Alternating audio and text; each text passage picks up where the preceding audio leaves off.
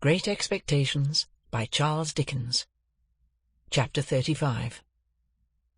It was the first time that a grave had opened in my road of life, and the gap it made in the smooth ground was wonderful. The figure of my sister in her chair by the kitchen fire haunted me night and day. That the place could possibly be, without her, was something my mind seemed unable to compass, and whereas she had seldom or never been in my thoughts of late, I had now the strangest ideas that she was coming towards me in the street, or that she would presently knock at the door. In my rooms, too, with which she had never been at all associated, there was at once the blankness of death, and a perpetual suggestion of the sound of her voice, or the turn of her face or figure, as if she were still alive and had been often there.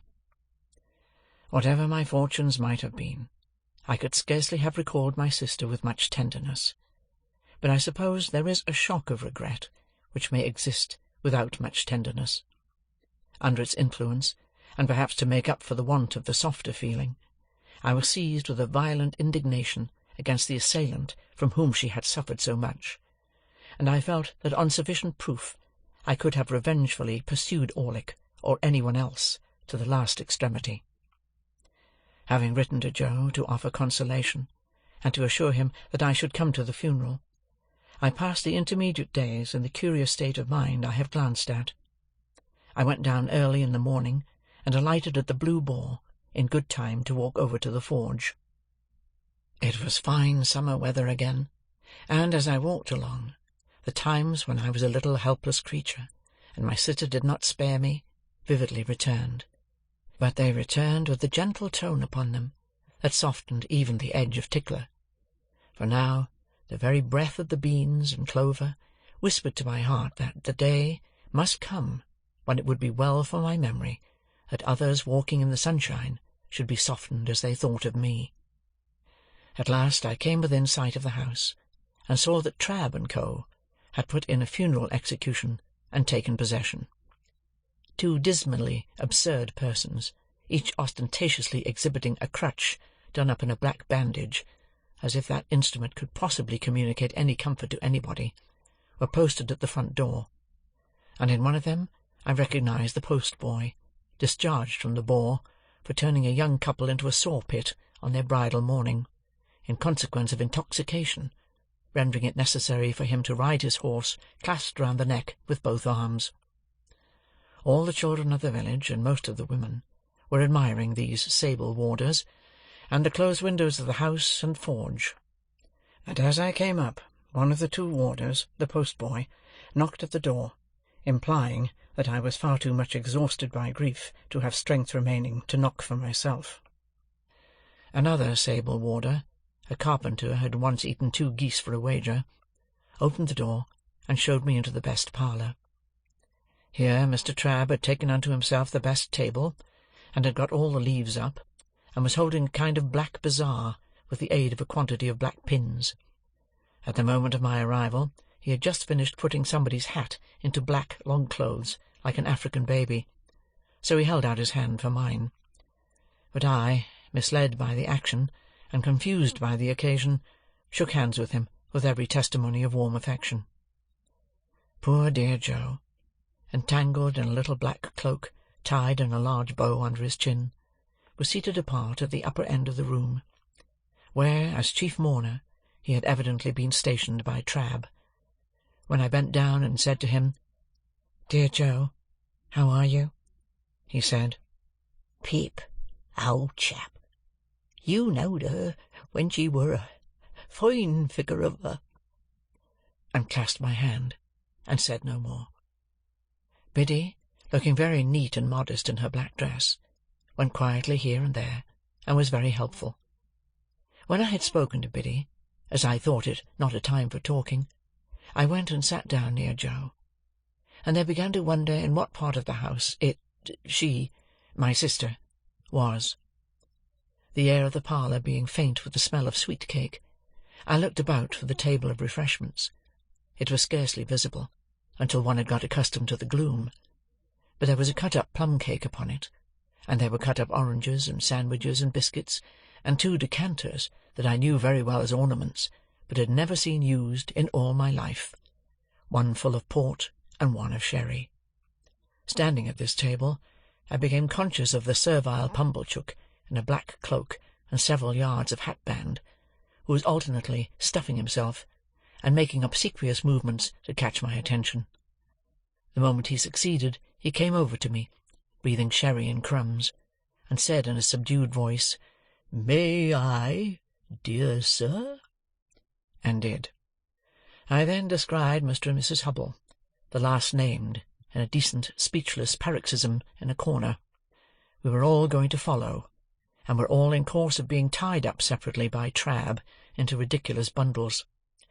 "Which I mean to say, Pip," Joe whispered to me, as we were being what Mr. Trabb called formed in the parlour, 2 and 2, and it was dreadfully like a preparation for some grim kind of dance. "Which I mean to say, sir, as I would in preference have carried her to the church myself, along with 3 or 4 friendly ones what come to it with willing hearts and arms, but it were considered what the neighbours would look down on such, and would be of opinions as it were wanting in respect." "Pocket handkerchiefs out, all!" cried Mr. Trabb at this point in a depressed business-like voice. "Pocket handkerchiefs out! We are ready." So we all put our pocket-handkerchiefs to our faces, as if our noses were bleeding, and filed out 2 and 2, Joe and I, Biddy and Pumblechook, Mr. and Mrs. Hubble. The remains of my poor sister had been brought round by the kitchen door, and, it being a point of undertaking ceremony that the 6 bearers must be stifled and blinded under a horrible black velvet housing with a white border, the whole looked like a blind monster with 12 human legs, shuffling and blundering along under the guidance of 2 keepers, the postboy and his comrade. The neighbourhood, however, highly approved of these arrangements, and we were much admired as we went through the village, the more youthful and vigorous part of the community making dashes now and then to cut us off, and lying in wait to intercept us at points of vantage. At such times, the more exuberant among them called out in an excited manner on our emergence round some corner of expectancy, "Here they come! Here they are!" and we were all but cheered. In this progress I was much annoyed by the abject Pumblechook, who, being behind me, persisted all the way as a delicate attention in arranging my streaming hatband and smoothing my cloak. My thoughts were further distracted by the excessive pride of Mr. and Mrs. Hubble, who were surpassingly conceited and vainglorious in being members of so distinguished a procession. And now the range of marshes lay clear before us, with the sails of the ships on the river growing out of it, and we went into the churchyard, close to the graves of my unknown parents, Philip Pirrip, late of this parish, and also Georgiana, wife of the above. And there my sister was laid quietly in the earth, while the larks sang high above it, and the light wind strewed it with beautiful shadows of clouds and trees. Of the conduct of the worldly-minded Pumblechook while this was doing, I desire to say no more than it was all addressed to me, and that even when those noble passages were read, which remind humanity how it brought nothing into the world and can take nothing out, and how it fleeth like a shadow and never continueth long in one stay, I heard him cough a reservation of the case of a young gentleman who came unexpectedly into large property. When we got back, he had the hardihood to tell me that he wished my sister could have known I had done her so much honour, and to hint that she would have considered it reasonably purchased at the price of her death. After that, he drank all the rest of the sherry, and Mr. Hubble drank the port, and the 2 talked, which I have since observed to be customary in such cases, as if they were of quite another race from the deceased, and were notoriously immortal. Finally, he went away with Mr. and Mrs. Hubble, to make an evening of it, I felt sure, and to tell the jolly bargemen that he was the founder of my fortunes and my earliest benefactor. When they were all gone, and when Trabb and his men, but not his boy, I looked for him, had crammed their mummery into bags, and were gone too, the house felt wholesomer. Soon afterwards, Biddy, Joe, and I had a cold dinner together, but we dined in the best parlour, not in the old kitchen, and Joe was so exceedingly particular what he did with his knife and fork, and the salt-cellar, and what not, that there was great restraint upon us. But after dinner, when I made him take his pipe, and when I had loitered with him about the forge, and when we sat down together on the great block of stone outside it, we got on better. I noticed that after the funeral, Joe changed his clothes so far as to make a compromise between his Sunday dress and working dress, in which the dear fellow looked natural, and like the man he was. He was very much pleased by my asking if I might sleep in my own little room, and I was pleased too, for I felt that I had done rather a great thing in making the request. When the shadows of evening were closing in, I took an opportunity of getting into the garden with Biddy for a little talk. "Biddy," said I think you might have written to me about these sad matters." "Do you, Mr. Pip?" said Biddy. "I should have written if I had thought that." "Don't suppose that I mean to be unkind, Biddy, when I say I consider that you ought to have thought that." "Do you, Mr. Pip?" She was so quiet, and had such an orderly, good, and pretty way with her, that I did not like the thought of making her cry again. After looking a little at her downcast eyes as she walked beside me, I gave up that point. "I suppose it will be difficult for you to remain here now, Biddy, dear?" "Oh, I can't do so, Mr. Pip," said Biddy, in a tone of regret, but still of quiet conviction. "I have been speaking to Mrs. Hubble, and I am going to her to-morrow. I hope we shall be able to take some care of Mr. Gargery together until he settles down." "How are you going to live, Biddy? If you want any "How am I going to live?" repeated Biddy, striking in with a momentary flush upon her face. "I'll tell you, Mr. Pip. I'm going to try to get the place of mistress in the new school nearly finished here. I can be well recommended by all the neighbours, and I hope I can be industrious and patient, and teach myself while I teach others. You know, Mr. Pip," pursued Biddy, with a smile as she raised her eyes to my face, "the new schools are not like the old, but I learnt a good deal from you after that time, and I've had time since then to improve." "I think you would always improve, Biddy, under any circumstances." "Ah, except in my bad side of human nature," murmured Biddy. It was not so much a reproach as an irresistible thinking aloud. Well, I thought, I would give up that point too. So I walked a little further with Biddy, looking silently at her downcast eyes. "I've not heard the particulars of my sister's death, Biddy." "They are very slight, poor thing. She had been in one of her bad states, though they had got better of late, rather than worse. For 4 days, when she came out of it in the evening, just at tea-time, and said quite plainly, 'Joe,' as she had never said any word for a long while, I ran and fetched in Mr. Gargery from the forge. She made signs to me that she wanted him to sit down close to her, and wanted me to put her arms round his neck. So I put them round his neck, and she laid her head down on his shoulder, quite content and satisfied. And so she presently said, 'Joe,' again, and once, 'Pardon,' and once, 'Pip.'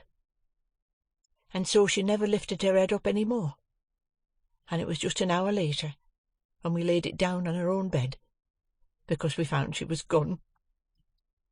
Biddy cried. The darkening garden, and the lane, and the stars that were coming out, were blurred in my own sight. "Nothing was ever discovered, Biddy?" "Nothing." "Do you know what has become of Orlick?" "I should think, from the colour of his clothes, that he is working in the quarries." "Of course you have seen him, then? Why are you looking at that dark tree in the lane?"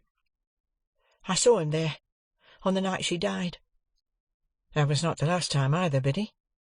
"No. I have seen him there since we have been walking here. It is of no use," said Biddy, laying her hand upon my arm as I was for running out. "You know I would not deceive you.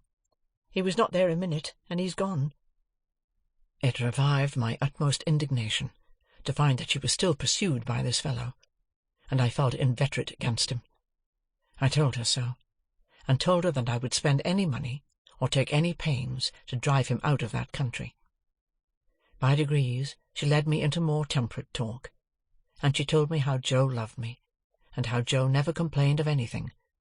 She didn't say, of me. She had no need.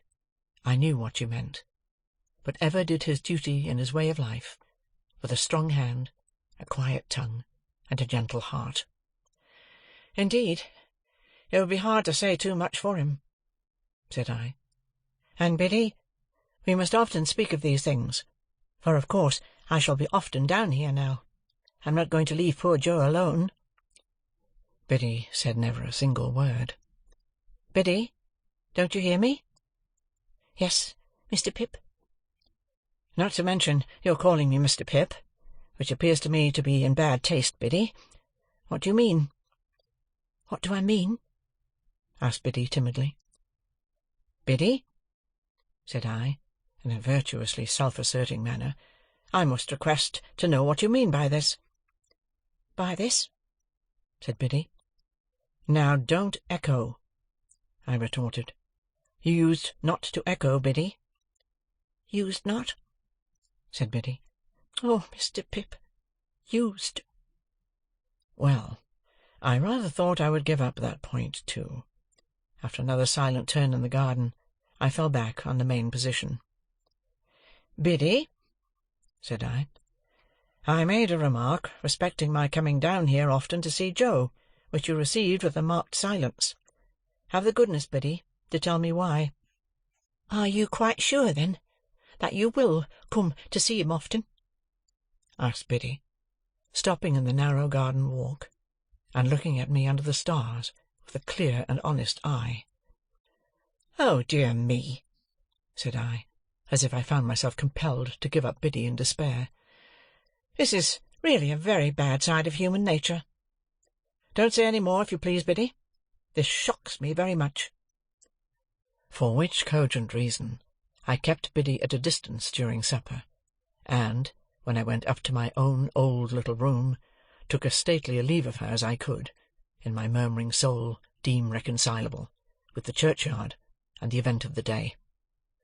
As often as I was restless in the night, and that was every quarter of an hour, I reflected what an unkindness, what an injury, what an injustice Biddy had done me. Early in the morning I was to go.